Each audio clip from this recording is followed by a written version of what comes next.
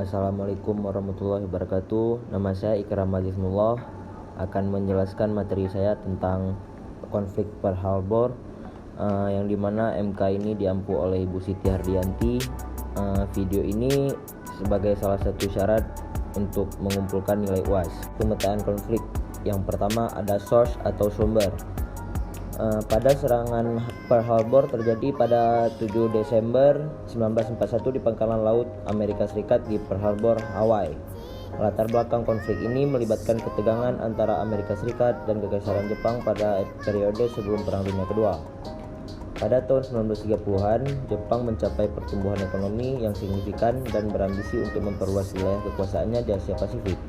Namun, Amerika Serikat dan negara-negara barat lainnya menerapkan embargo ekonomi terhadap Jepang sebagai protes terhadap agresi Jepang di Tiongkok. Dua, di sini ada isu. Sebelum terjadinya serangan Pearl Harbor, ada beberapa masalah dan ketegangan yang mempengaruhi hubungan antara Amerika Serikat dan Kekaisaran Jepang. Yang pertama yaitu ekspansi Jepang di Asia. Pada tahun 1930-an, Jepang mengadopsi kebijakan ekspansionis yang bertujuan untuk memperluas wilayah kekuasaannya di Asia Pasifik. Mereka melakukan invasi ke Tiongkok pada tahun 1937 dan menduduki wilayah-wilayah di Manchuria dan bagian utara Tiongkok. Yang kedua ada Perang Tiongkok-Jepang. Jepang terlibat dalam Perang Tiongkok-Jepang sebagai bagian dari upayanya untuk menguasai Tiongkok. Konflik ini menciptakan ketegangan antara Jepang dan Amerika Serikat, karena Amerika Serikat mendukung pemerintah Tiongkok dengan bantuan militer dan ekonomi. Yang ketiga ada embargo ekonomi. Sebagai protes terhadap agresi Jepang di Tiongkok, Amerika Serikat dan negara-negara barat lainnya melakukan embargo ekonomi terhadap Jepang. Embargo ini termasuk pembatasan ekspor minyak dan logam ke Jepang, yang sangat penting bagi industri dan kegiatan militer Jepang. Yang keempat ada perundingan diplomatik yang gagal. Upaya-upaya diplomasi antara Amerika Serikat dan Jepang untuk mencapai penyelesaian damai tidak berhasil.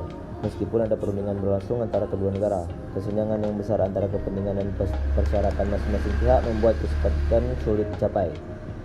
Yang kelima ada rencana serangan Jepang.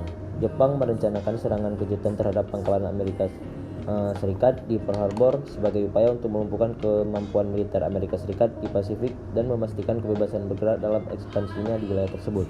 Ada partis atau partisipan. Konflik Pearl Harbor ini melibatkan dua pihak utama. Yang pertama ada Amerika Serikat. Amerika Serikat adalah negara yang diserang dalam serangan Pearl Harbor. Pangkalan Angkatan Laut Amerika Serikat di Pearl Harbor, Hawaii menjadi sasaran Jepang pada 7 Desember 1941. Amerika Serikat dipandang sebagai kekuatan utama di Pasifik dan merupakan kekuatan dominan di wilayah tersebut sebelum serangan tersebut. Yang kedua ada Kekaisaran Jepang. Kekaisaran Jepang adalah pelaku serangan Pearl Harbor. Pasukan Jepang melancarkan serangan mendadak dan menghancurkan sebagian besar armada Angkatan Laut Amerika Serikat yang berlabuh di Pearl Harbor. Jepang melakukan serangan ini sebagai bagian dari rencana mereka untuk mencapai dominasi di Asia Pasifik dan melumpuhkan Amerika Serikat di negara-negara sekutu dan wilayah tersebut. Attitude atau sikap. Setelah terjadinya serangan Pearl Harbor, sikap yang terjadi antara Amerika Serikat dan Kekaisaran Jepang serta reaksi dari negara-negara lain adalah sebagai berikut. Yang pertama ada Amerika Serikat. Serangan Pearl Harbor mewujudkan Amerika Serikat dan memicu kemarahan serta determinasi untuk membalas serangan tersebut. Pada 8 Desember 1941, sehari setelah serangan, Presiden Amerika Serikat saat itu Franklin D. Roosevelt menyampaikan pidato yang terkenal di depan Kongres Amerika Serikat dan menyebut serangan itu sebagai a death which will live infamy. Dan yang kedua ada Kekaisaran Jepang. Setelah serangan Pearl Harbor, Jepang mengklaim keberhasilan dalam melumpuhkan sebagian besar armada Angkatan Laut Amerika Serikat di Pasifik. Serangan ini dianggap sebagai langkah awal yang efektif dalam kampanye ekspansionis Jepang. Negara-negara sekutu.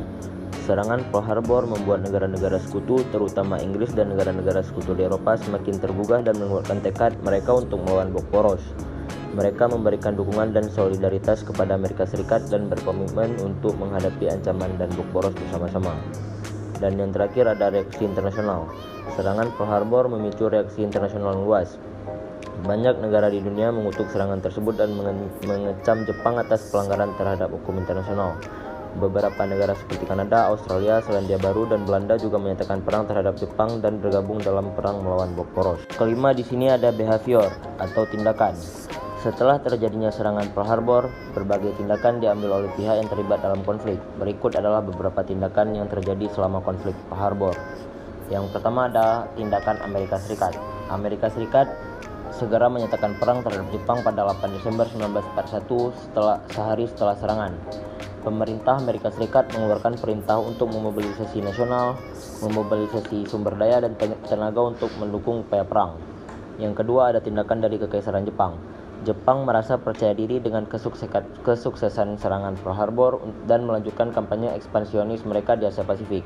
Mereka menduduki wilayah-wilayah yang luas di Asia dan Pasifik, termasuk Filipina, Malaya, Singapura, dan Hindia Belanda. Yang ketiga, ada tindakan dari negara-negara sekutu. Negara-negara sekutu termasuk Inggris, Australia, Selandia Baru, dan Belanda memberikan dukungan penuh kepada Amerika Serikat dan menyatakan perang terhadap Jepang. Mereka terlibat dalam pertempuran dan kampanye di Pasifik untuk melawan pasukan-pasukan Jepang. Dan yang terakhir, ada tindakan perang di Pasifik. Konflik di Pasifik melibatkan pertempuran laut, udara, dan darat yang sengit antara pasukan Jepang dan pasukan sekutu. Pertempuran terkenal seperti pertempuran Midway dan pertempuran Guadalcanal berlangsung sebagai bagian dari upaya sekutu untuk membalikkan kekuatan dan menghentikan kemajuan Jepang. Ada intervention atau campur tangan. Selama konflik Pearl Harbor, terdapat campur tangan beberapa pihak asing yang berperan atau terlibat dalam peristiwa tersebut. Berikut adalah beberapa contoh campur tangan pihak asing dalam konflik Pearl Harbor. Yang pertama ada campur tangan dari Britania Raya. Setelah serangan Pearl Harbor, Britania Raya secara resmi menyatakan perang terhadap Jepang. Mereka berkomitmen untuk mendukung Amerika Serikat dan berperang melawan Jepang di wilayah Asia Pasifik. Yang kedua ada campur tangan Australia dan Selandia Baru.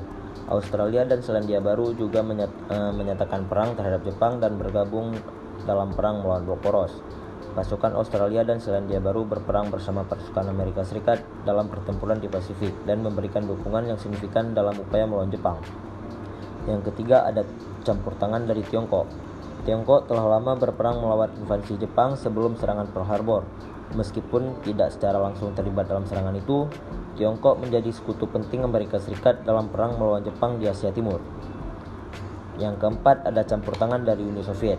Meskipun Uni Soviet pada saat itu memiliki perjanjian agresi dengan Jepang, mereka memanfaatkan serangan Jepang terhadap Amerika Serikat sebagai kesempatan untuk fokus pada perang melawan Jerman Nazi di Eropa. Dan yang terakhir ada campur tangan dari Kanada dan Belanda. Kanada dan Belanda juga menyatakan perang terhadap Jepang setelah serangan Pearl Harbor. Pasukan Kanada dan Belanda berperang bersama pasukan sekutu dalam kampanye Pasifik untuk merebut kembali wilayah yang dikuasai Jepang. Ini ada yang terakhir outcome atau hasil akhir. Konflik Pearl Harbor memiliki dampak yang signifikan dan mempengaruhi jalannya Perang Dunia Kedua serta berbagai aspek politik, militer, dan ekonomi. Berikut adalah beberapa hasil atau dampak penting dari konflik Pearl Harbor. Yang pertama, Amerika Serikat bergabung dalam Perang Dunia Kedua. Serangan Pearl Harbor menjadi pemicu bagi Amerika Serikat untuk secara resmi bergabung dalam Perang Dunia Kedua. Setelah serangan tersebut, Amerika Serikat secara aktif terlibat dalam konflik global melawan Blok Poros termasuk Jepang, Jerman, dan Italia. Yang kedua, Angkatan Laut Amerika segera dipulihkan. Serangan Pearl Harbor melumpuhkan sebagian besar armada Angkatan Laut Amerika Serikat di Pasifik. Namun serangan ini juga menjadi pendorong bagi Amerika Serikat untuk memulai upaya pemulihan dan membangun kembali kekuatan Angkatan Laut mereka. Yang ketiga, ada perubahan strategi perang.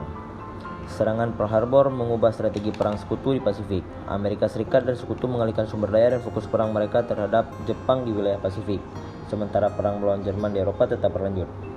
Dan yang keempat ada peningkatan produksi perang. Setelah serangan Pearl Harbor, Amerika Serikat memobilisasi industri mereka untuk meningkatkan produksi perang. Produksi pesawat, kapal, senjata, dan perlengkapan militer lainnya ditingkatkan secara signifikan untuk memenuhi kebutuhan perang di Pasifik dan Eropa. Yang kelima ada perkembangan teknologi dan inovasi militer. Konflik Pearl Harbor mendorong peningkatan inovasi dan pengembangan teknologi militer. Amerika Serikat dan Jepang berkompetisi dalam mengembangkan pesawat tempur, kapal perang, dan teknologi militer lainnya untuk mendominasi medan perang di Pasifik. Yang keenam ada pembentukan aliansi dan koalisi. Serangan Pearl Harbor mengintensifkan koalisi dan aliansi antara Amerika Serikat dan negara-negara sekutu lainnya.